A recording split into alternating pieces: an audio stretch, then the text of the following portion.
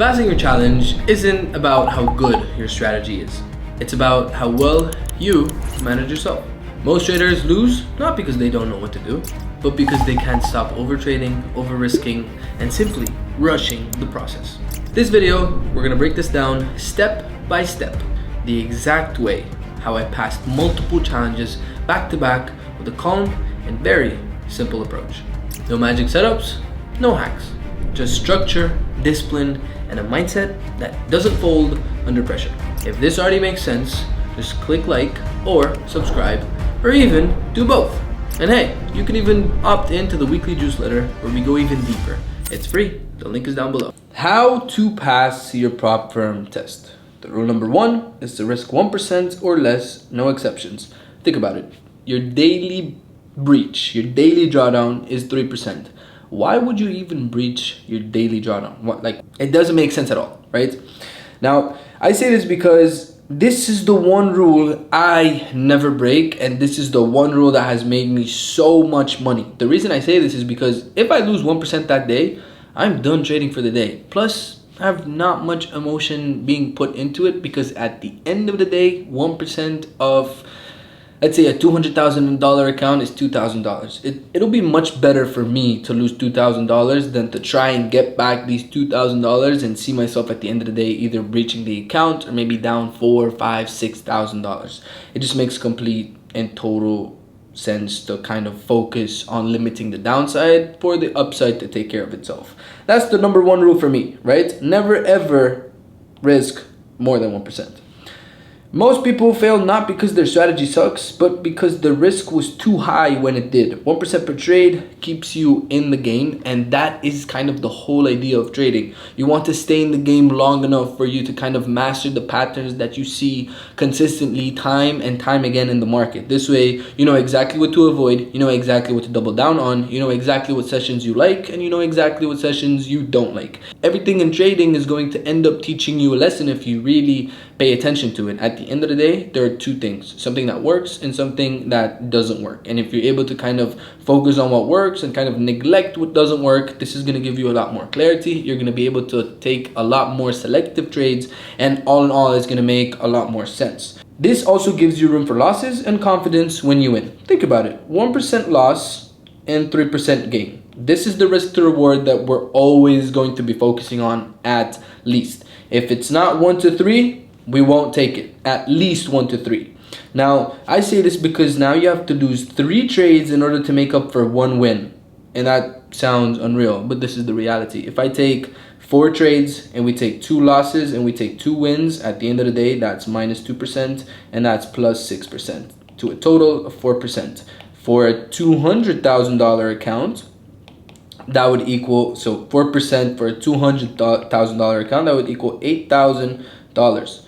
Which is a lot more than you think, knowing that you won 2 trades and you lost 2 trades. Moving on to the next rule, just like I said, you know how the 1% is something kind of holy for me. I'm never going to risk more than 1%. I also want you to not take more than 2 to 3 trades a week because that is more than enough. Think about what I just said. Think about the math behind it, right? More setups doesn't mean more payouts. And if you're able to only take 2 to 3 trades and you know that this is what you're going to take, you're going to be a lot more selective and you're going to know exactly what to risk, when to risk, how to risk, why to risk, when to risk, you know? I said when twice.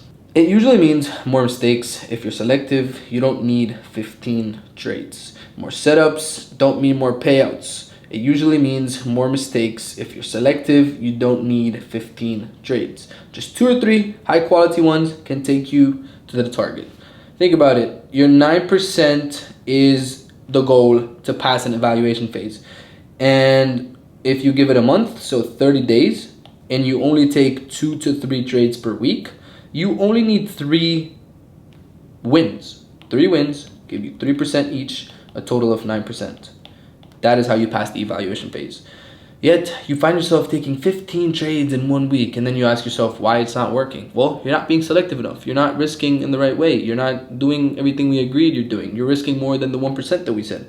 So, remember, when I give you these rules, it's not that you got to pick one. You have to combine them together in order to have this risk management plan set in place, right? So now we're going to move on to the next one. So rule number 3 focuses on journal.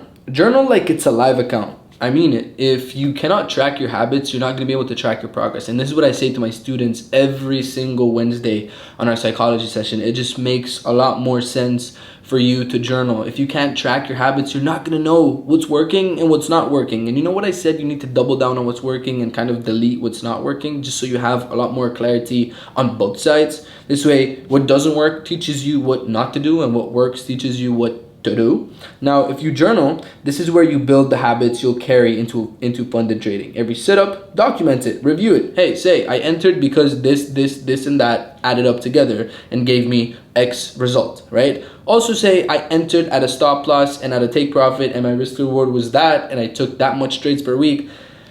And I'm not saying go and invest by subscribing to a journal right away. You can literally get a pen and a paper and do that on your own notebook, and then scale up to finally taking and journaling your trades on any of these kind of membership programs that are available to everyone.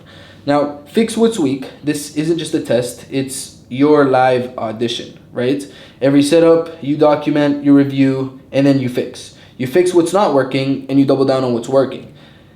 What I mean by this isn't just a test, because at the end of the day, yes, it is an evaluation test to see if you're a good trader. But at the end of the day, if you do the same thing that you did in that test, you don't add to it, you don't remove from it, you don't change it, you do that same exact thing, you get paid 9%. And 9% of $200,000 is $18,000. So think about this for a second. If you were able to make 9% in the evaluation phase for the first month, and then the next month you do the same thing, well, the next month you get paid $18,000.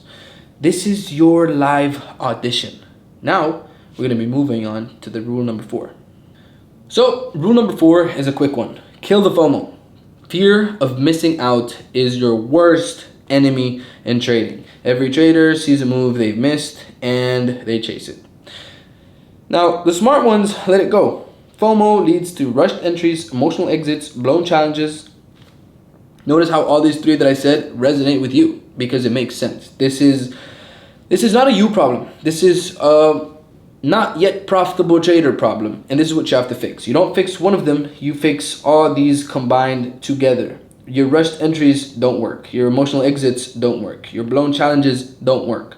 So whatever you did in the blown challenges, make sure next challenge you don't do the same exact thing, because next time you have another blown challenge, if you fix what didn't work the first time, well then you have a higher probability of passing the account. But if you do the exact same thing, well then you can't expect a different result. Your emotional exits.